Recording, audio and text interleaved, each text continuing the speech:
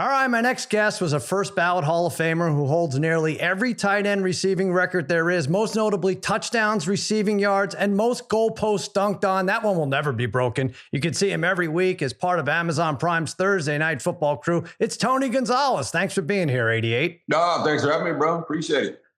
Tony, a few weeks ago, the league celebrated National Tight Ends Day, and I couldn't help but think about you. I feel like they waited until after you played 17 seasons, and then a couple years later, they invent this holiday. Is there any resentment at all, or better late than ever? How do you look at this? I mean, I think you can have two feelings at once. Yeah, a little resentful. Would have been nice to have it when I was playing. We had some good tight ends besides myself, Antonio Gay, Shannon Sharp. We had some good with Jason Witten. But this new crop of tight ends, I think it's just like the NFL in general. Everybody's got their brand and everybody's doing things to get noticed. And you know, with Travis Kelce and Kittle and the rest of the crew, all these good tight ends now, they deserve it. I'm glad finally some recognition for the tight end position, the best position in all of football as far as I'm concerned. There you go. Yeah, I think it's a little bit of a slap in the face. I know you're being nice, but if they had this in your day, they would have been feeding you grapes, women throwing themselves at you. What a spectacle that would have been. But well, you know, I do. That might have happened anyway, though. You know, you never know. That's true. That's true. Yeah. What am I thinking? Let's talk about your old team, the Chiefs. They're excellent again. Your other team, the Falcons, are pretty good too. But the Chiefs remain undefeated. They won Monday night. They're 8-0. But it's strange. I wonder if you see it this way, because they aren't the steamrolling video game scoring offensive Chiefs of years past. How do you feel this team is different? Well, you know, that's what makes them so dangerous. That's why, I mean, Andy Reid, when his reign is done, I mean, he has to be in that conversation, greatest coach of all time, period. Yeah. Just seeing what he's done, not just in Philly with quarterbacks that were good, but I wouldn't call them great. And then he finally gets a hold of a quarterback like Patrick Mahomes, and you see what's happening. The rest is history. The way they can adjust when stuff goes bad, they lose players. They just keep rolling. I mean, they become a running football team with Patrick Mahomes. We'll be a defensive football team. We'll go to the tight end. Okay, Travis hasn't been playing that well, but now he is now. But at the beginning of the season, we'll go to somebody else. I mean, that's the thing. What makes this team so dangerous, that, you know, they're not going to blow you out, but they're going to win. And once the fourth quarter comes between Andy and number 15, it's a wrap. You saw as soon as they won that coin toss, you see the look on Baker Mayfield's face. I mean, that said it all. I was laughing out loud when I saw that. It's like, because he knows. It's like, all right, well, I guess I'll go shower right now because the game's over. Because if PM's got the ball, he's going to go down and score. Yeah, Baker calling the coin toss incorrectly is the equivalent of 3 interceptions. Like, it was over. You were right. And by the way, this team, now they have DeAndre Hopkins. He seems to be a stud again. 8 receptions, 86 yards, 2 touchdowns. Why did the league allow the Chiefs to get him? Shouldn't Roger Goodell step in and say, look, the undefeated Super Bowl champs are not allowed to have DeAndre Hopkins? Certainly not for a 5th or conditional 4th round or whatever it was. Yeah, you know, it's funny. That's another thing. Like I said before, they get guys, you know, people that play in their system. Mercole Hardman, Juju Smith. They go there, they win the Super Bowl, they play well, they go get paid, they go to another team, they don't do anything, and then they come back and they start playing really, really well. Same thing with DeAndre Hopkins, who is a Hall of Fame football player, one of the best receivers ever in the league. On the downside of his career, quote unquote, he's not doing, not putting up huge numbers out there in Tennessee. He comes back and you see what he can do with Andy Reid and Patrick Mahomes. It's only going to get better too. I think they're just getting started. And if they get if Hollywood comes back, it's just no telling what this team's going to be able to do on offense. Scary, scary football team. Right now, I got to believe they're going to win the Super Bowl again if they stay healthy.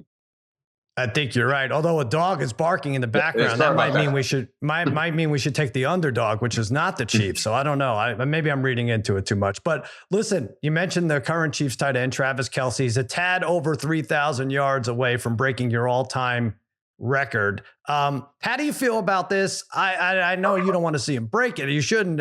It's human nature, but the guy has enough already, right? He gets free Taylor Swift tickets, or at least 30% off. He doesn't need to break this record, does he? You know, if he can, please do it. If anybody's going to do it, it's going to be a guy that played for the same team I played for. I've known him since he was a young pup out there before he became the star that he is, and watching him grow and the way he's handled all that, the success. He's a good dude. There's no way I could ever be too jealous. Of course, I'll be a little bit jealous because I'm a competitor, like you said. That's human nature, right. and I better feel that way. But majority of me is just very, very happy for that guy. And I hope if he goes out there and gets it, I'll be the first one there to tell him congratulations.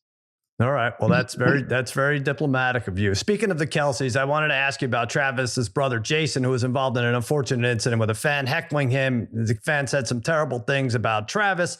He took the kid's phone and he smashed it. He's going to have to write a check, right? But I say overall good for him. Have you ever come close to an altercation like that, or are people just a lot more terrible these days? I think never anything like that. Or if it was from the stands. If they were closer to me and I could have gotten to them, then yeah, I probably would have done the same damn thing. So I'm all for that. That's my brother. You messing with my brother, you messing with me.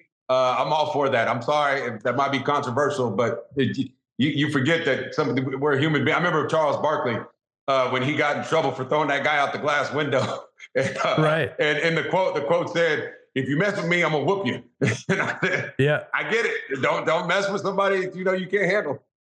Good. Let that message get out already. I'm with you too. A former tight end's having big success now. Dan Campbell, coaching Detroit Lions, doing what it seemed no one else could do. He actually changed the culture there in Detroit.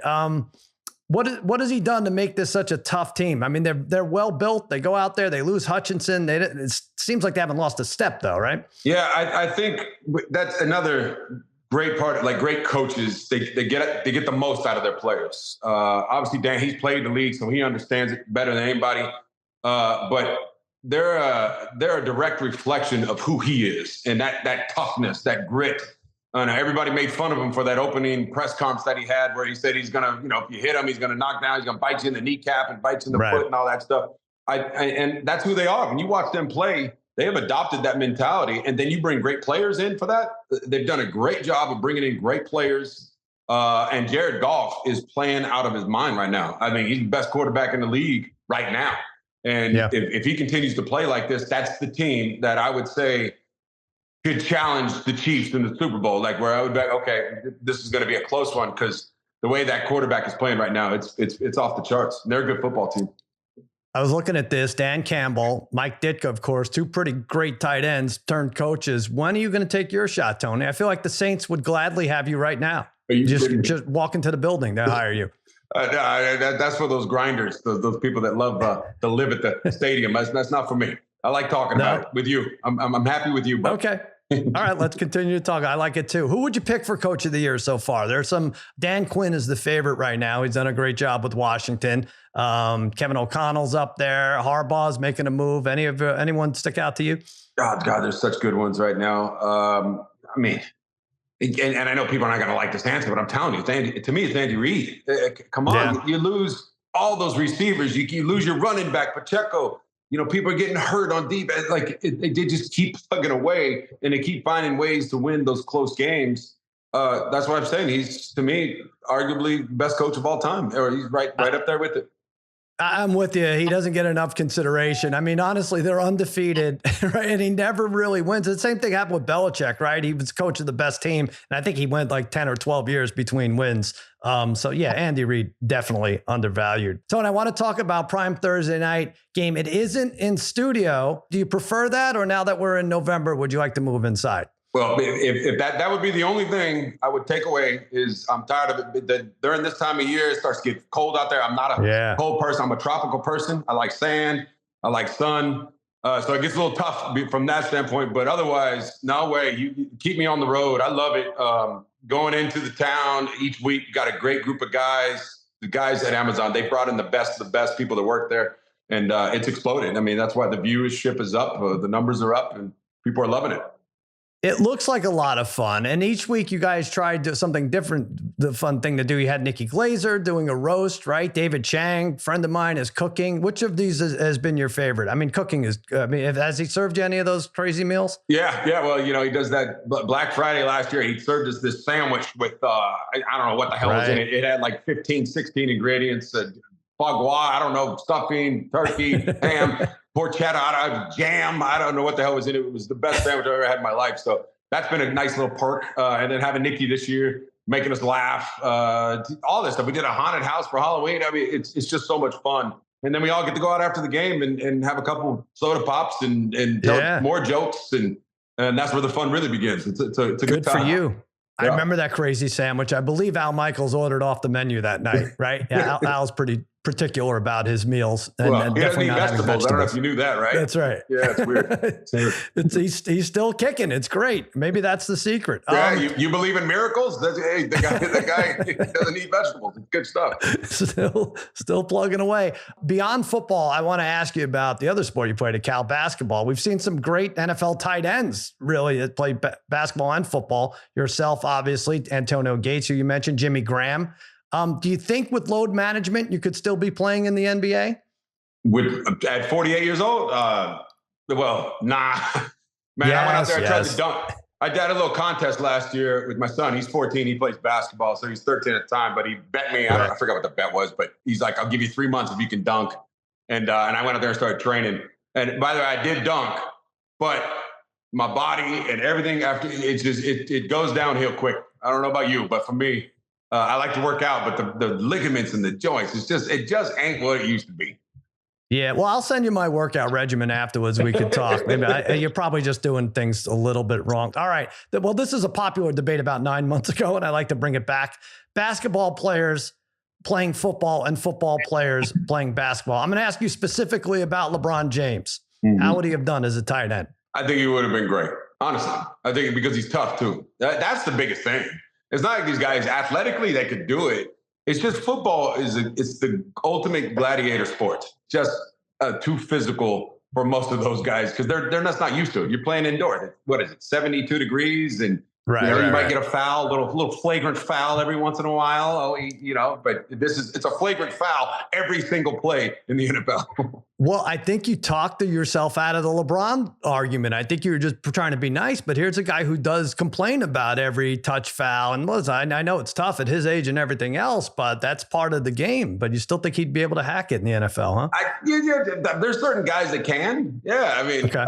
I think he could. I think LeBron, the way his work ethic and his toughness, at least what I've seen on the court, he might complain, but there's a lot of people that complain. But he'll still get up there and do it. I think he'd do well. I think he would have been a great tight end. I'd love to see it. I was at least throw Bronny out there as a test, see what goes on. I was looking at this. You were the last tight end inducted in 2019 into the Hall of Fame, first ballot, deservedly so. Don't you think we're a little light on tight ends in the Hall of Fame? What do you think? Like Gates, Witten? I know Gronk and Kelsey are on the docket, soon enough, but I feel like there should be a couple more. What do you think? I don't think when I came into the league, like a receiving tight end was rare. It was really, really rare. In fact, most people, they put their hand in the dirt, and I was kind of one of the first guys. I was the first guy to do it all the time. So we're like, okay, on third down or any passing situation, it's like, no, I'm not putting my hand in the dirt. I'm gonna go play receiver like the rest of those guys because I can do it.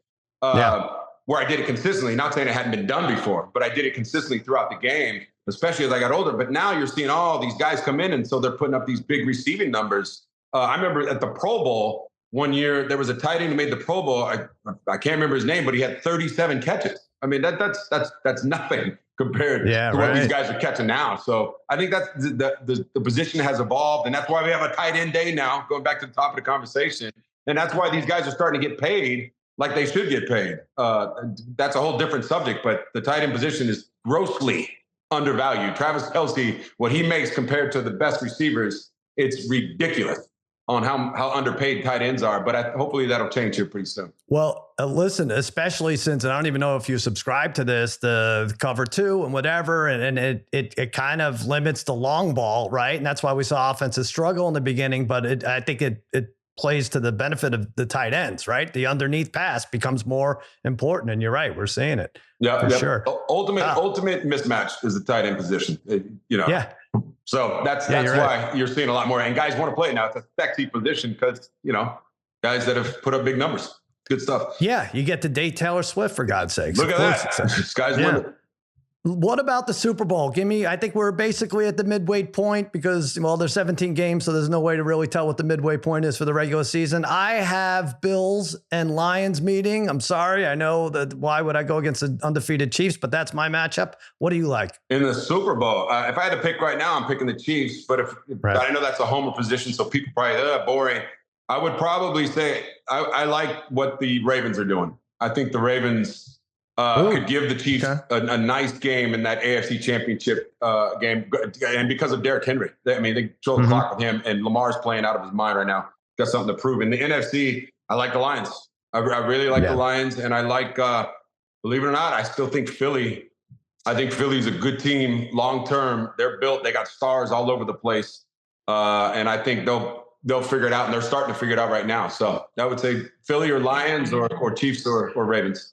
They're climbing in there, Philly, and I don't think it's an accident. You're right. They signed Barkley, and the Ravens signed Henry, and that could get them both those teams deep into January. So what about my beloved Cowboys? Should I just focus on the draft? Give me some hope here, for God's sakes. No, it's over. It's over. Jerry Jones is going to keep doing Jerry Jones things, and maybe one day he'll figure it out, but I think it's hard to tell. My grandma just passed away 2 years ago. She was 104, but I remember for the last 20 years of her life, you couldn't tell her anything. She's going to do it her way. And I feel like that's what Jerry's doing. He's going to go out his way. So Jerry goes to 104. I don't even know what this team would look like after a while. Wow. Could you imagine? Yeah. All right, Tony, before you go, we've got one last question for you. We call this Cousins Conundrum. Cousins Conundrum. Here is the conundrum. The Chiefs tell you you're getting a statue. And the statue is of you dunking on the goalpost. It stands proudly just outside of Arrowhead Stadium. Your helmet will be off because we can't hide that face of yours. But here's the conundrum. The statue is designed by the same guy who made Dwayne Wade's statue, and you have no final approval. Whatever he comes up with, you're going with. What are you going to do? Oh, hell. I take it. I take it anyway. That's a cool statue. But you're looking like a damn, like Scream. Like you had the Scream mask on. That was awful. Poor Dwayne. But if I was Dwayne, I'm telling you, I would say I'm going to pay my own money, and we're getting rid of that. We're going to cut the head off, and we're going to start from scratch. We'll keep the statue, but we got to put a new face up there or something. Yeah, you cut the head off, it's fine. But that guy is legally blind in both eyes, the guy who made the statue? No, he's not. Please don't tell me that. No, I don't know. I don't know that. It is weird, though. You're a little younger than me, but there was you remember the Lionel Richie video, Hello? You might not remember it. I remember that, yeah. There's a blind woman. She was able to pull off an uncanny likeness using clay. Maybe they should hire her to do the future statues from here on. I love it. Well, they need to do something. Poor. That was awful. But hey, that's why you're going with it, though. That's not going to happen. If that did happen, I'm paying for the remodel. It's coming up. There you go. Yeah. All right, you can see Tony Gonzalez and the rest of the crew on Prime Thursday Night Football, and maybe you could see a statue right outside Arrowhead if we pull the right strings here. Tony, thanks so much for being here. I appreciate it. Thanks for having me, son.